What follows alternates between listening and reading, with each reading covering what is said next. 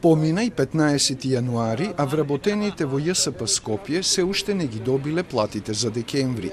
Причина за тоа се неизгласаните субвенции од советниците во град Скопје за ЈСП во висина од 11 милиони евра на годишно ниво.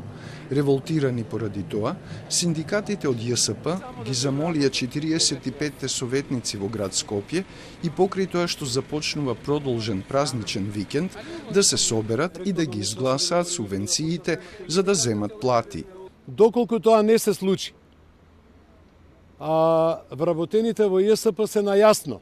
Во понеделник на 22 јануари 2024 година јавен превоз во градот Скопје ке нема. Единствено може да се случи во договор со раководниот кадар на ЈСП и во договор со вработените да одлучиме на линија додат оние автобуси кои ќе ги превезат децата на училиште за тоа што им почнува првиот училишен ден. За штрајкот во понеделник вработените добиле поддршка од раководството на ЈСП.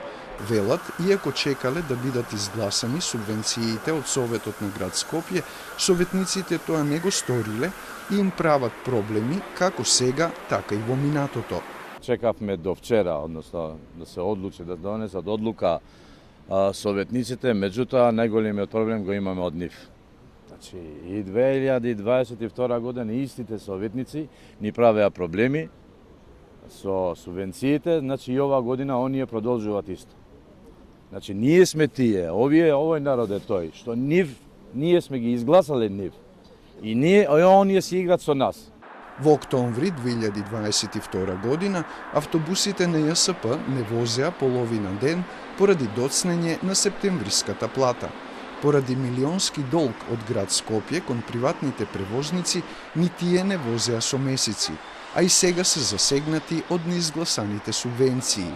Иако побаравме, за сега нема одговор од град Скопје дали ќе го решат до понеделник проблемот со платите и субвенциите за вработените во ЈСП.